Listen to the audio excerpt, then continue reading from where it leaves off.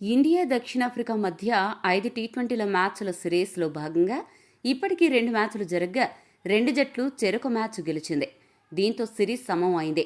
అయితే మూడవ టీ20 దేవతల భూమి ధర్మశాలలో జరుగుతోంది. రెండవ టీ20లో ఇండియా ఘోరమైన ప్రదర్శన చేయడంతో మూడవ టీ20లో మెన్ ఇన్ బ్లూ ఏం చేస్తారు అనే ఆసక్తి అభిమానుల్లో నెలకొంది. ఈ పరిస్థితుల్లో ఇండియా తుది జట్టులో చేయాల్సిన మార్పులేంటి? పిచ్ మరియు వెదర్ రిపోర్టు గురించి ఇప్పుడు తెలుసుకుందాం. ముందుగా ధర్మశాల స్టేడియం గురించి చెప్పాలి అంటే అది హిమాలయాల ఒడిలో ఉన్న ఒక క్రికెట్ స్వర్గం. కానీ అక్కడ డిసెంబరు నెలలో క్రికెట్ ఆడడం అంటే ప్లేయర్స్ అంతా ఫ్రిడ్జ్లో కూర్చున్నట్టే. అయితే ఈ పిచ్పై పేసర్లకు పండుగ. ఎందుకంటే పిచ్పై బౌన్స్ ఉంటుంది. కొండ ప్రాంతం కాబట్టి గాలిలో స్వింగ్ కూడా బాగా దొరుకుతుంది. కానీ పిచ్ బ్యాటర్లకు కూడా అనుకూలిస్తుంది.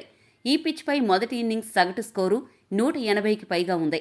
అయితే డిసెంబర్ 14న రాత్రిపూట ఉష్ణోగ్రత 5 డిగ్రీల సెల్సియస్ నుంచి 13 డిగ్రీల సెల్సియస్ మధ్య ఉండవచ్చు.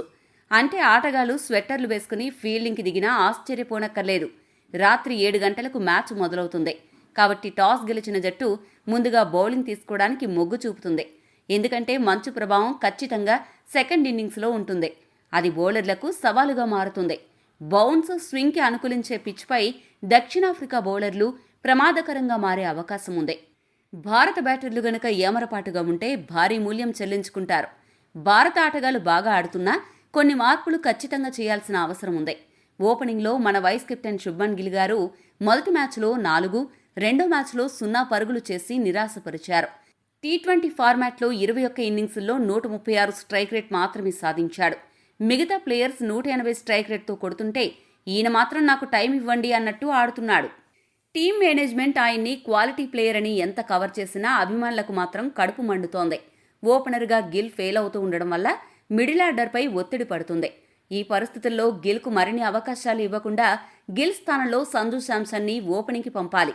ఆల్రెడీ సంజు ఓపెనర్గా 182 స్ట్రైక్ రేట్తో 3 సెంచరీలు కొట్టి సూపర్ ఫామ్లో ఉన్నాడు. సంజుని ఓపెనింగ్లో పంపి పవర్ ప్లేలో పవర్ చూపిస్తే మిడిల్ ఆర్డర్ రిలాక్స్డ్గా ఆడుతుంది. అలా చేయకుండా టాలెంట్ను బెంచ్పై కూర్చోబెడితే మనం ఓటమిని ఆహ్వానించినట్టే. రొటేషన్లో భాగంగా డెత్ ఓవర్ స్పెషలిస్ట్ హర్షదీప్ సింగ్కి ఈ చలిలో కొంచెం రెస్ట్ ఇవ్వాలి. సిరీస్ ఇంకా ఉంది కాబట్టి బౌలర్ల రొటేషన్ పక్కాగా జరగాలి.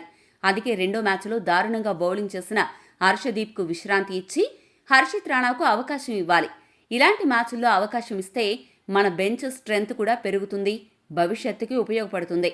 ఇక చివరిగా ఇండియా అమలు చేయాల్సిన మూడవ మార్పు ఏంటంటే ఖచ్చితంగా ఇండియా బ్యాటింగ్ ఆర్డర్లో శృతిమించిన ప్రయోగాలు చేయకూడదు. దూబేను మిడిల్ ఆర్డర్లో ఆడించాలి. అక్సర్ను లోయర్ ఆర్డర్లో ఆడించాలి. ఎందుకంటే దూబే లోయర్ ఆర్డర్లో అస్సలు ఆడలేకపోతున్నాడు. అలానే గనుక కొనసాగిస్తే దూబే ఆత్మస్థైర్యం దెబ్బతినే అవకాశం ఉంది. అప్పుడు మొదటికే మోసం వస్తుంది.